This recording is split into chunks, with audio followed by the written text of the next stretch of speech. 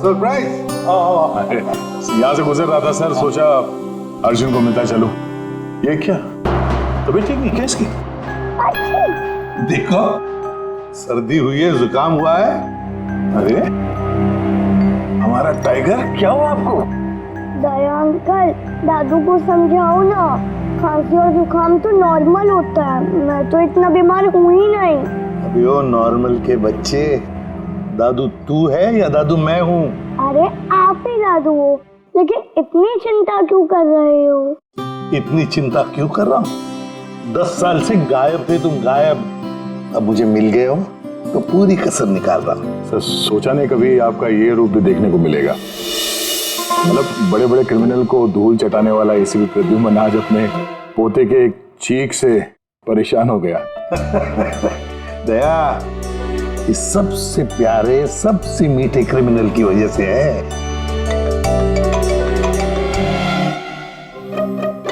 क्या हुआ, फोन कहाँ है? अर्जुन बेटा, लगता है आपके फोन में ना मेरा एक कॉल आ रहा है ना? तो मैं वो कॉल रिसीव कर लूं? पहले चॉकलेट दो। अरे आज तो मैं ऐसे ही आ गया था, अगली बार मैं चॉकलेट लेके आऊंगा। ओके।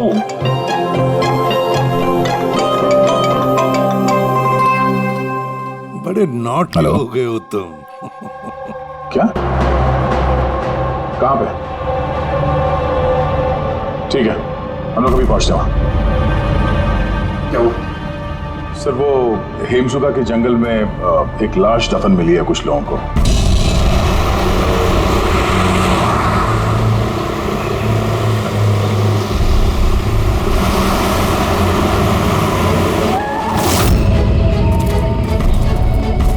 मैम प्लीज लाश को हाथ मत लगाइए मैम। एक मिनट मैम आप। मैम लाश को हाथ मत लगाइए प्लीज।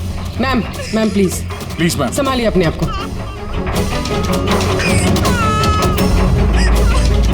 चाकू घोंप के मारा? नहीं सर, चाकू घोंप के नहीं, गोली मार दी गई है। गोली? तो ये चाकू का निशान? सर ये चाकू का निशान नहीं है, तलवार का निशान है। Cut cut cut cut cut यार, सुदेश पूरा टेक खराब कर दिया यार। हाँ सर पता है, लेकिन ये तलवार नहीं निकल रही है, देखिए आप खुद अटक गई है, ये देखिए।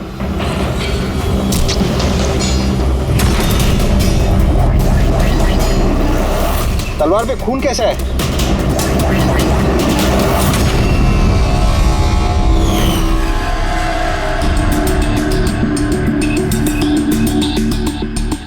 मतलब ये बॉडी जमीन में पहले से दफन थी? जी सर। पेट पे गोली लगी है मैम प्लीज। और छाती पे कहीं भी एग्जिट रूट नहीं है, मतलब गोली अभी भी अंदर है, बाहर नहीं गई है। सर दूर से गोली मारी होगी और पीठ पीछे धोखे से गोली मारी होगी। या धोखे से मारी है या फिर ये किसी को देख के भाग रहा था यहाँ से। ये औरत इनकी बीवी है? जी सर, ये जो लाश है रविंदर की है, ये उनकी आईडी है और इनकी बीवी मालती।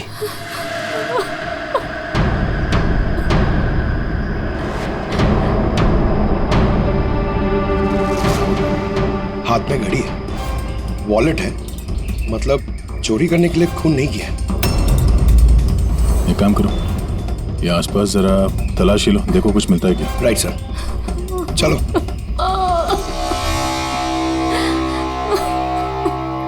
आपने आखिरी बार अपने पति को कब देखा था? आज सुबह 10 बजे। क्या काम करते थे वो?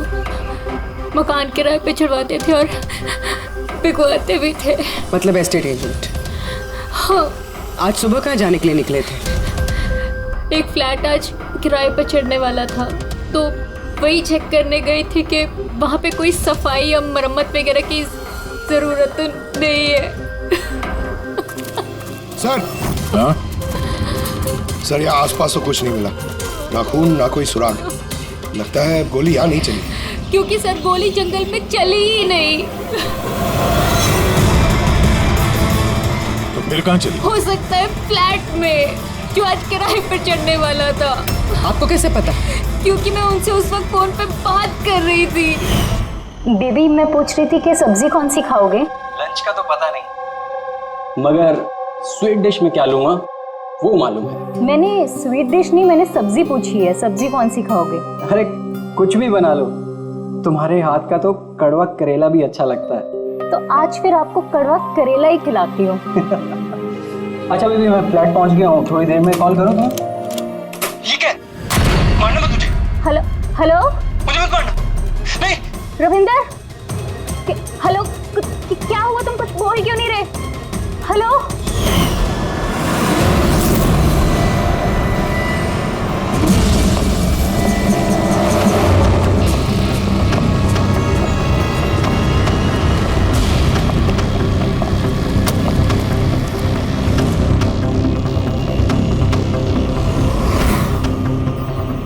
इतना सारा खून? सर यानी मालती ठीक कह रही थी, रविंद्र का खून यही हुआ है और फिर उसे यहाँ से जंगल ले जाया गया और दफना दिया। लाश को अगर यहाँ से ले जाया गया था तो फिर किसी ने देखा कैसे नहीं? पंकज, जरा वॉचमैन को बुलाओ।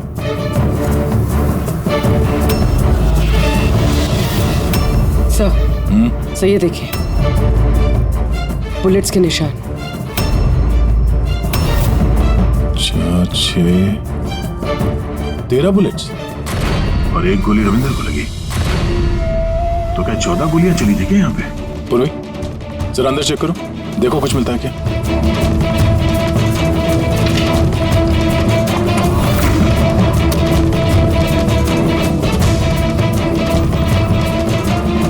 सर, ये खून अंदर अंदर, ये गोपाल है।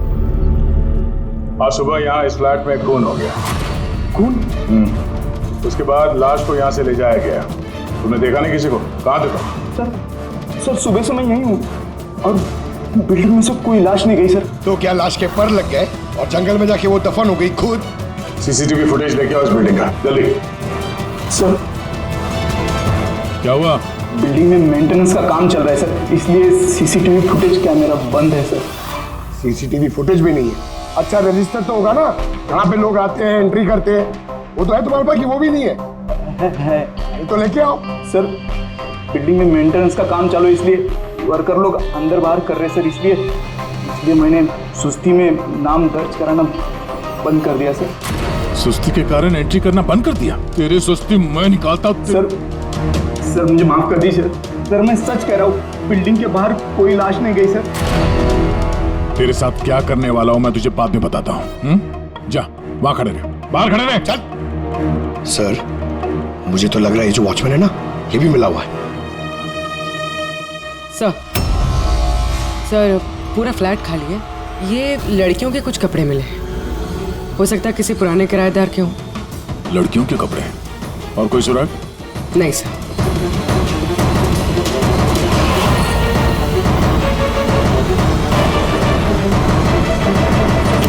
लॉक एकदम सही सलामत है, टूटा हुआ नहीं है, कोई फोर्स एंट्री नहीं है। सर अगर ये पता चल जाए कि ये फ्लैट की चाबी किस किस के पास हो सकती है तो मुजरिम तक पहुंचना आसान हो सकता है। फ्लैट की चाबी मकान के मालिक के पास होगी, या फिर किसी पुराने किराएदार के पास, या फिर किसी ऐसे आदमी के पास जिसने इस फ्लैट की डुप्लीकेट चाबी बना ली हो। पूर्वी, इस मालती से पता करो कि यहाँ इस फ्लैट में पुराने कौन कौन किराएदार थे। सालुंकी, तेरे कहने के मुताबिक रविंद्र पर जो गोली चली वो फ्लैट में नहीं चली? हाँ बस मैं यही कह रहा हूँ। अरे गोली उस फ्लैट में नहीं चली तो फिर कहाँ चली? उसकी वाइफ ने हमें उसी फ्लैट के बारे में बताया और वहाँ इतना सारा खून मिला हमें। दरअसल जो खून फ्लैट में मिला है वो खून रविंदर का है ही नहीं। रविंदर का नहीं तो फिर किसका खून है सर? मेरे ख्याल से ये पता लगाना तो आप लोगों का काम है। यानी एक और लाश ढूंढनी पड़ेगी। एक नहीं अभिजीत, 4 लाशें। क्राइम सीन पे जो खून मिला है वो 4 अलग अलग लोगों का खून है। 4 अलग अलग लोगों का खून, लेकिन उनमें से कोई भी खून रविंद्र का नहीं है। मतलब 5 खून हुए। हाँ फ्रेडी, 5 लोगों का। तो हो सकता है जब ये खून खराबा हो रहा था उस फ्लैट में तो रविंद्र वहां पर पहुंच गया और उसने सब कुछ देख लिया। हाँ सर, गलत वक्त पे गलत जगह पे पहुंच गया वो और खूनी के हाथों मारा गया वहां। सर फिर तो वो बाकी की 4 लाशें भी खूनी ने जंगल में दफनाई होगी। मगर 4 लाशें बिल्डिंग से कौन लेके गया होगा और कैसे? किसी ने तो देखा होगा। सर, सर मालती ने मुझे किराएदार की डिटेल्स दी। ये फ्लैट 3 साल पहले ही किराए पे चढ़ा था और अब तक सिर्फ 2 लोग रह चुके हैं वहाँ पे। एक है कबीर, जो 1 साल पहले वहां रह रहा था। हाँ सर, रिटायरमेंट के बाद कबीर जी वहाँ अकेले रहते थे और फिर अमेरिका शिफ्ट हो गए अपनी बेटी के पास। और दूसरा है आकाश। 3 महीने में ही उसे फ्लैट से निकाल दिया गया। आसपास वालों की काफी कंप्लेंट्स थी उसके खिलाफ, क्योंकि वो एक शराबी था। तो इन दोनों के पास फ्लैट की चाबी हो सकती है और फ्लैट के मालिक के पास। फ्लैट का मालिक कौन है? सर मालिक ऑस्ट्रेलिया में रहता है और 3 साल से इंडिया नहीं आया है। ये रविंद्र जी उनके अकाउंट में किराए का पैसा डायरेक्ट ट्रांसफर करते थे। तो फिर मुझे ये आकाश ही गड़बड़ लग रहा है। आकाश, मम्मी सोने दो ना। ओए, नशे से बाहर आ। मैं मम्मी दिखता हूँ देखो, CID ऑफिसर हूँ मैं। अरे वाह, बारिश हो रही है। Where is my umbrella? खड़ा करो उसे, खड़ा करो। Where is my umbrella? उठो, चल इधर। आकाश जी उठिए, CID वाले आए हैं आपसे पूछताछ करने। Good morning. Good morning, good morning. बात आ रही है, इसको इलायची खिलाओ। मुझे मालूम था CID वाले एक दिन आएंगे मेरे पास। मालूम था मतलब? रविंदर के खून में तेरा हाथ है? हाँ? रविंदर? हाँ? कौन रविंदर? मैं किसी रविंदर को नहीं जानता। तू रविंदर को नहीं जानता? तो फिर ये क्यों बोला कि तुझे पता था कि CID यहाँ पे आने वाली है? क्योंकि मुझे भी CID बनना है, देश की सेवा करना है। लेफ्ट। आकाश, केशव बिल्डिंग, फ्लैट नंबर 105, वहां रहते थे ना तुम? रहता था, लेकिन उन लोगों ने मुझे लात मार के भगा दिया। मेरे पूरे कपड़े भी नहीं दिए। I have only this shirt. I'm very poor. शादी हो गई तेरी? नहीं। नहीं? गर्लफ्रेंड है? गर्लफ्रेंड है। वो मेरी। लेकिन ये आप क्यों पूछ रहे हो? This is personal. क्योंकि केशव बिल्डिंग के उसी फ्लैट के कबर्ड में हमें लड़कियों के कपड़े मिले, शायद तुम्हारी गर्लफ्रेंड के हैं? लड़की मेरे फ्लैट में कभी नहीं आई, कभी नहीं। I am very truly gentleman, white collar. Sir, ये कबीर जी सर, वो भी अकेले रहते थे और इसके जाने के बाद वहां कोई रहा ही नहीं। रहता कैसे नहीं था? जब मैं अपना बाकी का सामान लेने गया था ना, तो वहाँ 2 लड़कियां थी। ये लो अपना सामान और निकलो यहाँ से। क्यों मालती? झूठ क्यों कहा हमसे कि उस फ्लैट में सिर्फ 2 ही किराएदार रहते थे? एक तरफ आप अपने पति के खूनी को फांसी पे चढ़वाने की बात करती हो, झूठ बोल के हमें गुमराह किया आपने। क्यों? नाटक करिए सर, इसी ने अपने पति को मारा और अभी हमारे सामने खड़े होकर आंसू आ रही है। सर मुझे इसके साथ 2 मिनट दीजिए सर, देखिए सच कैसे बोलती है। ये क्या कह रही हैं आप? इनके बारे में ऐसे कैसे कह सकती हैं? आप CID वाले इतने पत्थर दिल कैसे हो सकते हैं? किसी का दर्द समझने के बजाय आप उन्हें टॉर्चर कर रहे हैं, उन्हें तकलीफ पहुंचा रहे हैं। अच्छा, आप दोनों को बड़ी फिक्र हो रही है। आपकी तारीफ? मैं मालती की छोटी बहन रजनी हूँ और ये मेरे हस्बैंड है। तो फिर रजनी जी, आप सभी ध्यान से सुन लीजिए। अगर मालती ने हमसे कुछ भी झूठ कहा ना, तो ये जेल जाएगी, जेल।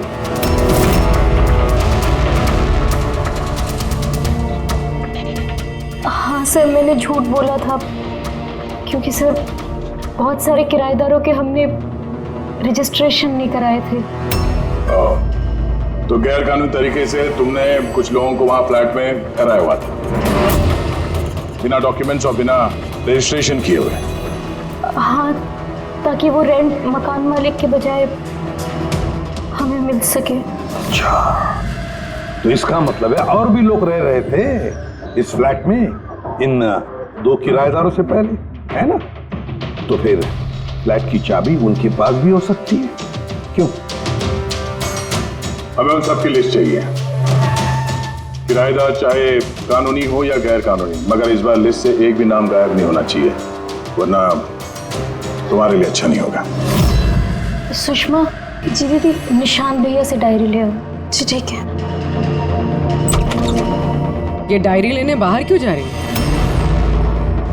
वो किराएदारों की लिस्ट वाली डायरी रविंदर ने हमारे पड़ोसी के यहाँ रखवाई थी। वाह, ताकि अगर कोई आपके इस घर की तलाशी ले तो आपकी पोल नहीं खुलेगी।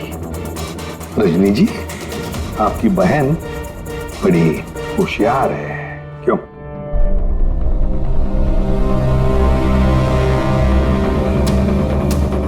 मालती भाभी, ये डायरी मंगाई क्या?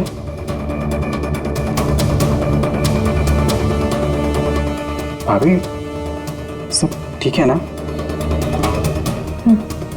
सर, हाँ, 8 और लोग हैं। 8 लोग हैं। इनकी कुंडली निकाल लो, खूनी इनमें से कोई एक हो सकता है। सर, लिस्ट में जितने भी लोग हैं उनसे कांटेक्ट नहीं हो पा रहा है। हाँ सर, कुछ नंबर गलत हैं और कुछ बदल गए हैं। मतलब डेड एंड। सिक्योरिटी गार्ड से क्या पता चला? सर वो वही कह रहा है सर, ये 4 लाशें क्या, अरे तो 1 लाश भी नहीं देखी जाते हो। अजीब बात है सर, उस बिल्डिंग से बाहर जाने का रास्ता तो एक ही है। अगर लाशें वहां से बाहर ले जाई नहीं गई है तो लाशें गायब कहाँ हो गई? ये सब मेरी वजह से हुआ है बॉस। मेरी गलती है। तेरी गलती है? ये लो, तो ग्रेट डॉक्टर साहब की भी गलती करते हैं। हाँ क्यों नहीं, बड़े से बड़ा आदमी कभी कभी गलती कर देता है बॉस। अच्छे से अच्छा क्रिकेटर भी 0 पे क्लीन बोल्ड होता है, तो मुझसे भी हो गई यार। तो सर आपको 0 पे आउट किसने किया? उस खून ने जो फ्लैट में मिला था। उन 4 मरे हुए लोगों का खून? यही गलती हो गई बॉस मुझसे।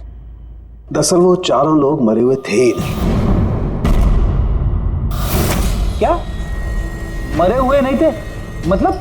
मरे हुए नहीं थे मतलब जिंदा थी। पता है, जब मैंने उन 4 खून को अच्छी तरह से टेस्ट किया तो मुझे क्या मिला? स्टोरेज लीजेंस। पंकज, तुम जरूर ये पूछना चाहोगे कि सर ये स्टोरेज लीजेंस क्या होता है? अरे कमाल है सर, मैं आपसे यही पूछने वाला था। मुझे मालूम था।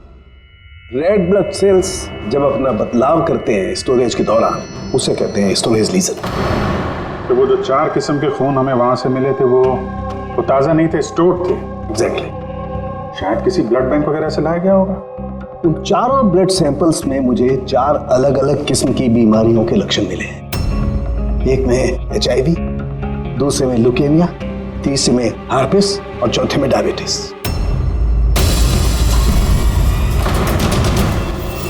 कंटामिनेटेड खून, मतलब ये 4 खून के सैंपल किसी ऐसी जगह से लाए गए हैं जहां पे बीमारी वाला खून स्टोर होता है सर। हाँ, कंटामिनेटेड खून। ऐसा खून तो नष्ट किया जाता है, इंसिनरेटर में भेजा जाता है जहां पर ये डिस्ट्रॉय करते हैं। और ऐसे इंसिनरेटर्स तो हमारे शहर में 2 जगह हैं।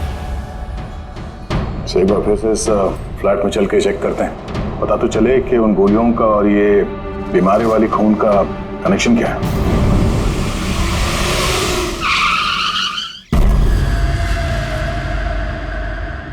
केस तो कुछ ज्यादा ही उलझता जा रहा है। अगर यहाँ इस फ्लैट में किसी को नहीं मारा गया था तो इतना सारा खून यहाँ जमीन पे क्यों पड़ा हुआ है और दीवार पे ये गोलियां क्यों चलाई हैं?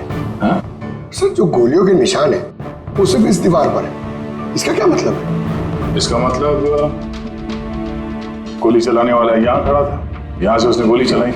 मगर सर इस इन्फेक्टेड खून का क्या कनेक्शन हो सकता है इस केस से? और सर खून सिर्फ फ्लोर पर है, ना यहाँ पर है, ना इस पर है, ना दीवारों पे। इसका क्या मतलब है?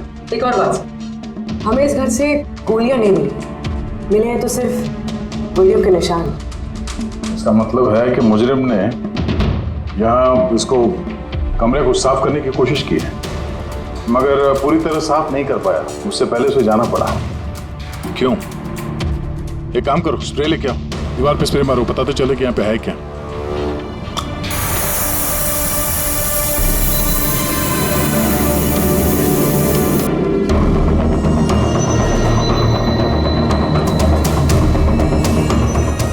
यहाँ पे भी खून के निशान है। नीचे तक है ये तो, सिवाय इस जगह के। सर ये देखिए, गोलियां यहां लगी हुई हैं, लेकिन गोली का निशान यहां पर नहीं है।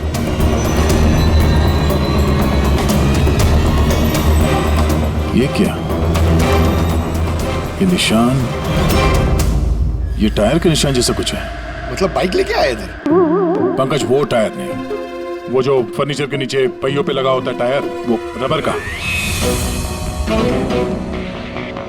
कोई फर्नीचर रखा हुआ था यहाँ पे, शायद कोई कुर्सी। मगर सर हमने तो पूरा फ्लैट चेक किया, कुर्सी वगैरह तो कुछ भी नहीं है यहाँ पे। सर लगता है वो कुर्सी इसी बिल्डिंग में हुई, छुपाई हुई। एक काम कर रहे हैं, बिल्डिंग में ढूंढते हैं उसे।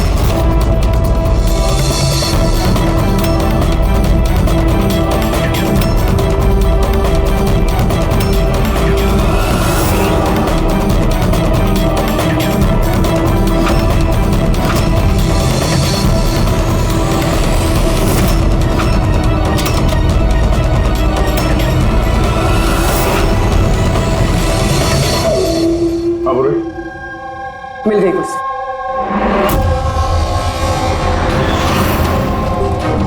कुर्सी परफेक्ट। हाँ सर, ये कुर्सी के साथ ये सब भी मिला है। क्या ये बोलो? ये अब समझ आ गई सर पूरी पहेली। खूनी ने पहले इस मैनिक्विन को चेयर पे बिठाया और चेयर को दीवार से लगा दिया। इस मैनिक्विन के ऊपर वो खून के बैग्स थे और बहुत सारे बुलेट फायर करने की वजह से ये दीवार पे जो बुलेट्स है और ये सारा खून आसपास गिर गया। ये जिसने भी किया ये बड़ा सरफिरा आदमी, मतलब ये सब करने की जरूरत क्या थी? और सर रविंद्र को इसलिए मार दिया गया क्योंकि रविंद्र ने उसे पुतले पे गोलियां चलाते देख लिया था। सर आज तक तो एक ही बात सुनी है सर, अगर खूनी किसी को मार रहा हो, किसी तीसरे आदमी ने उसे देख लिया तो उसे मार देगा। लेकिन यहाँ पे तो खूनी एक पुतले को मार रहा था, एक पुतले के लिए उसने रविंद्र को मार दिया। हो सकता है खूनी यहाँ पे शूटिंग प्रैक्टिस कर रहा हो, उसे किसी का मर्डर करना होगा, लेकिन उसके रिहर्सल वो यहाँ इस फ्लैट में कर रहा था। रविंद्र को मारने के लिए इतनी लंबी रिहर्सल? मगर उसे कैसे पता था कि रविंद्र यहाँ आने वाला है? हो सकता है उसकी बीवी ने बताया, हो सकता है मालती का हाथ हो इस जुर्म। अब ये रिहर्सल रविंद्र के लिए थी या किसी और के लिए तो बता नहीं सकते हैं, पर ये मुमकिन है कि इस पूरे प्लान का ये रविंद्र भी हिस्सा हो। सर हिस्सा हो या ना हो, लेकिन मरा तो रविंद्र ही है। मेरी तो एक बात समझ में नहीं आ रही है कि उसकी लाश यहाँ से जंगल पहुंची कैसे? सर मानो उस अलमारी की चाबी हमारे पास रहती है जिसमें खून स्टोर किया जाता है, मगर वो अलमारी सिर्फ और सिर्फ कर्नल शिशिर की मौजूदगी में ही खोली जाती है, उनके बिना कभी नहीं। कर्नल शिशिर? जी सर, वो यहाँ के सिक्योरिटी फर्म के हेड है। सर उनके पास पूरा हिसाब किताब रहता है कि अलमारी में से कब कितने बैग खून के रखे गए और कब कितने बैग नष्ट कर दिए गए। और वैसे भी सर अलमारी खोलने के लिए 2 चाबियाँ चाहिए होती हैं, पर हमारे पास सिर्फ 1 चाबी है। सर दूसरी चाबी कर्नल साहब के पास रहती है हमेशा से। मतलब कर्नल साहब भी अकेले ये अलमारी नहीं खोल सकते क्योंकि दूसरी चाबी आपके पास है ना? नहीं सर, उनके पास दोनों चाबियां होती हैं, जैसे हमारे मालिक विनोद सर के पास होती है। और विनोद सर आपके मालिक वो कहाँ हैं? सर वो ग्रीस गए हैं अपनी फैमिली के साथ वैकेशन मनाने। तो बच्चे कर्नल साहब ये रिटायर्ड आर्मी ऑफिसर हैं क्या? जी सर, आर्मी में लोग आज भी उनकी बहुत इज्जत करते हैं। देश की फौज के सबसे बेहतरीन शार्प शूटर्स में से एक थे वो। आर्मी छोड़कर उन्होंने अपनी खुद की सिक्योरिटी फर्म चालू कर दी। सर खूनी जिस तरीके से गोली चला रहा था वहां पे, लगता है गन पे हाथ काफी साफ था उसका। कहीं ये कर्नल शिशिरी तो शामिल नहीं है इस जुर्म में? मिलते हैं कर्नल साहब से।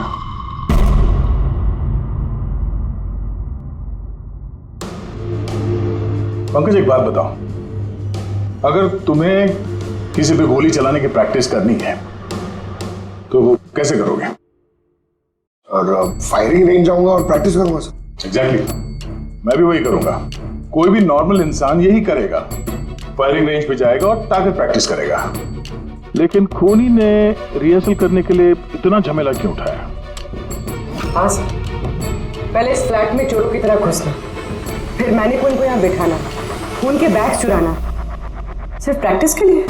और रविंदर सिर्फ इसलिए मारा गया क्योंकि उसने उसे प्रैक्टिस करते हुए देख लिया था कि खूनी कुछ बहुत बड़ा करने वाला है।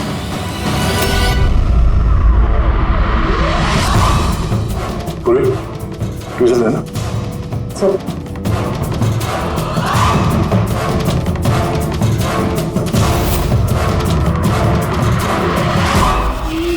राइफल की गोली? ओह, इसका मतलब है गोली चलाने की प्रैक्टिस कोई यहाँ फ्लैट के अंदर से नहीं कर रहा था, कोई दूर बैठ के प्रैक्टिस कर रहा था राइफल की गोली से। हाँ सर, क्योंकि अगर राइफल नजदीक से चलाई होती तो गोली आर पार निकल जाती, कुर्सी भी नहीं अटकती। अब समझ में आया मर्डर रिहर्सल के लिए इतनी प्रैक्टिस क्यों। जिसका खून होने वाला है उस पे गोली कहीं दूर से चलने वाली है, कहीं दूर से। सर, आपके कहने का मतलब है कि गोली वहां वो बिल्डिंग से चली है? इतनी दूर से गोली चलाना मुमकिन है? वही तो, मतलब वहां से नहीं तो और कहां से चली होगी? पंकज, एक काम करो, लेजर बीम लो और उस चेयर पे जो गोली का छेद है ना, उसके पीछे से वो लेजर पास करना, एकदम सामने, पता तो चले गोली चली कहां से।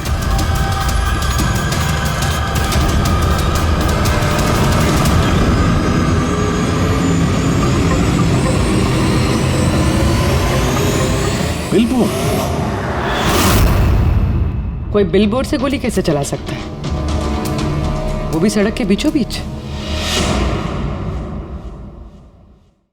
कमाल है, सीआईडी वाले मेरे घर पे पहली बार आए हैं, वो भी मेरे आर्मी के दिनों की तारीफ करने नहीं बल्कि खून के लिए मुझ पे इल्जाम लगाने। इल्जाम नहीं लगा रहे हैं, सिर्फ अपनी ड्यूटी कर रहे हैं, और ड्यूटी की अहमियत आप जैसे फौजी से बेहतर कौन समझ सकता है। तो आपको ये भी पता होगा अभिजीत बाबू कि आपके और मेरे जैसे सिपाही देश की रक्षा करते वक्त अपनी जान दे देते हैं, लेकिन अपने देश से और अपने काम से कभी गद्दारी नहीं करते। देखिए, ना तो मैंने उस खून की चोरी की है और ना ही मैंने किसी का खून किया है। वैसे अपने फौज के दिनों में आपने बॉर्डर पे तो कई दुश्मनों को मारा होगा। दुश्मनों की जान लेने में और मासूमों की जान लेने में जमीन आसमान का फर्क होता है। और आपने भी तो कई गुनहगारों को मारा होगा अपनी ड्यूटी के दौरान। क्यों, ये फर्क समझ नहीं आता आपको? आता है, लेकिन ये समझ में नहीं आ रहा कि चाबी सिर्फ आपके पास है, तो फिर वो खून चोरी कैसे होगा? उसकी इंक्वायरी मैं कर रहा हूं, जैसे ही मुझे पता चलेगा मैं आप लोगों को बता दूंगा। अच्छा, क्या ऐसा नहीं हो सकता कि आपकी उन चाबियों की किसी ने डुप्लीकेट चाबी बनवा ली हो? बिल्कुल नहीं। अनुशासन समझते हैं आप? डिसिप्लिन। आर्मी की ट्रेनिंग में डिसिप्लिन का बहुत बड़ा महत्व होता है, और आज भी मैं अपनी जाती जिंदगी में उस डिसिप्लिन का पालन करता हूं। ये चाबी मुझसे 1 मिनट भी दूर नहीं होती, इसलिए असल जिंदगी में तो क्या, ख्वाब में भी कोई इसका डुप्लीकेट नहीं बनवा सकता। ठीक है, आपका स्टेटमेंट तो सुन लिया, लेकिन अभी तक ऐसा कोई सबूत नहीं मिला जिससे आप पूरी तरह निर्दोष साबित हो सके। इसलिए जब तक ये केस सॉल्व नहीं होता, यहाँ आना जाना लगा रहेगा।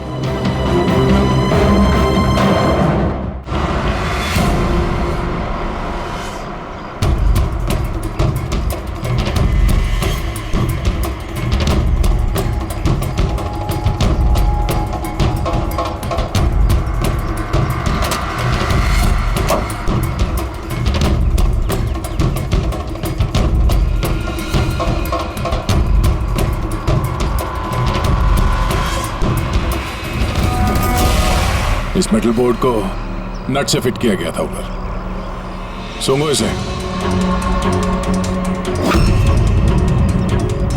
ये तो गन पाउडर है सर। गन पाउडर और ये स्क्रैचेस, बहुत लंबी प्लानिंग की थी। क्या लंबी प्लानिंग हो सर? पंकज खूनी ने इस मेटल प्लेट का इस्तेमाल गोलियों की दिशा बदलने के लिए की थी। जैसे ही उसने इस मेटल प्लेट पे गोली चलाई, इस पे गोली लगने के बाद गोली की ट्रेजेक्ट्री बदल गई और वो सीधे जाके पुतले पे लगी।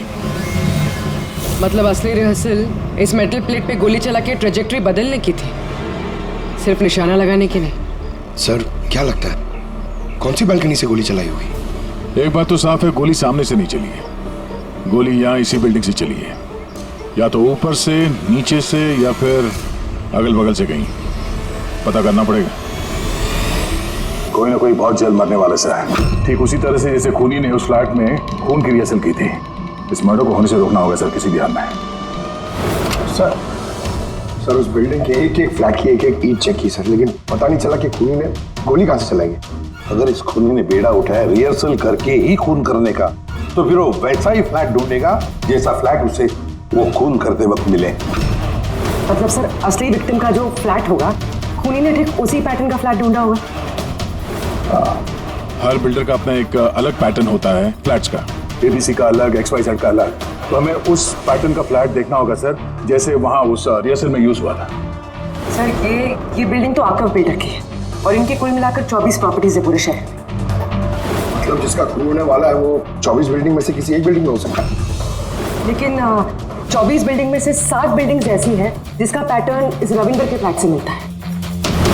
मतलब हमें 7 के 7 बिल्डिंग ढूंढने पड़ेंगी। 7 बिल्डिंग, अगर एक बिल्डिंग में 50 फ्लैट है तो 350 फ्लैट, सब बहुत ज्यादा वक्त नहीं लग जाएगा। पंकज चाहे जो कुछ भी हो, करना तो पड़ेगा ही। सर ये कर्नल शिशिर गड़बड़ आदमी है सर।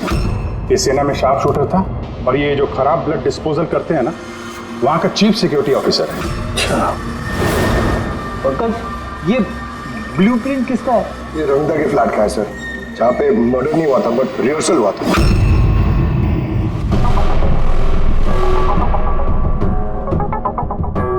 ये तो कर्नल शिशिर के फ्लैट जैसा है सर।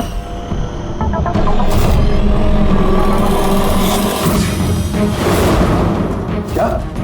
हाँ सर, ये फ्लैट का लेआउट बिल्कुल कर्नल शिशिर के फ्लैट जैसा है।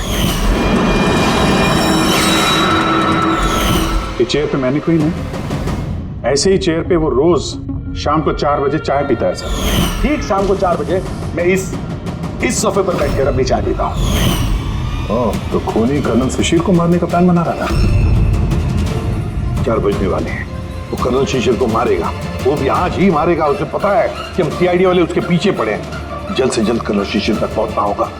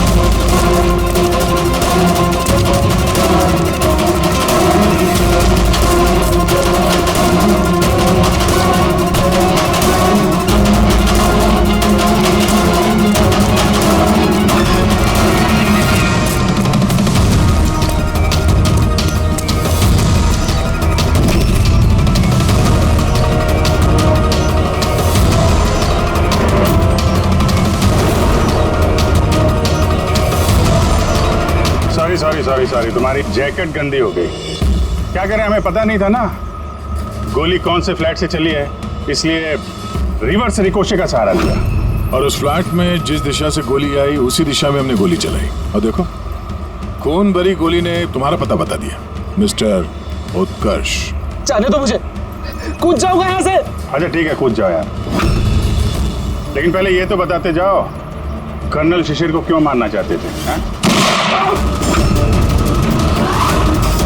छोड़ो सही भाई, मेरे पास आ जा। अच्छा भाई है ये, हाँ? जा भाई, मिल ले अपने भाई से, जा। इधर आ जाओ।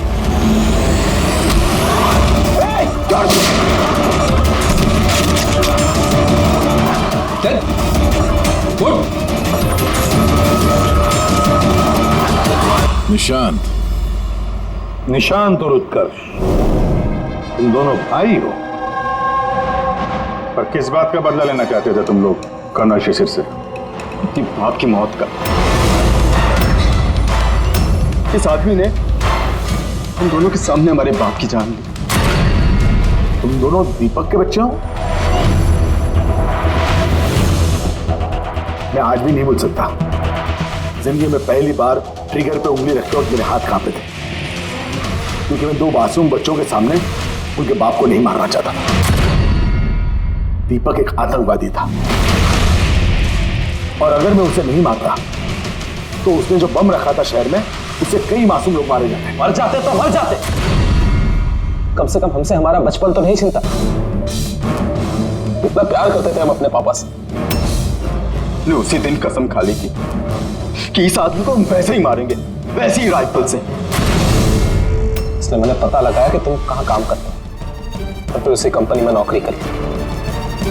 तुम्हारे घर का एड्रेस भी पता लग गया, और फिर किसी न किसी बहाने तुम्हारे घर आकर मुझे तुम्हारा डेली रूटीन पता लग गया। और उसके बाद मैंने एक ऐसे फ्लैट की तलाश शुरू कर दी जिसका डिजाइन और लेआउट बिल्कुल उसके फ्लैट जैसा हो। जैसे ही मुझे रविंदर का फ्लैट मिला, मैं उसके पड़ोस में शिफ्ट हो गया।